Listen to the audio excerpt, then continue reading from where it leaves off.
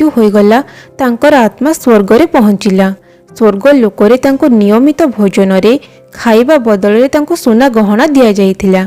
यह देखि कर्ण चिंतित होईगले और भाबिले एठारे मते खाइबा बदल रे स्वर्ण अलंकार काहेकि दिया जाउछि। यार कारण मते देवराज इंद्र को पचारिबाको पड़िबो। यह परे कर्ण देवराज इंद्र पाखक गले। इंद्रदेव कर्ण को देखि कहिले, हे दानवीर कर्ण, आपण को स्वर्ग भल तो लगुच ना? आपण को स्वागत सत्कार ठीक भाव हेउछि तो? कर्ण कहिले, देवराज एठारे कौन होउछि मु किछि मध्य जानि पारु नाही। मते बहुत भोक लगुछि और एठारे मते भोजन बदल सुना गहना खाइबा को दिया जाउछि। देवराज कहिले, हे दानवीर कर्ण, एहार कारण आपणक कर्म सहित जड़ित।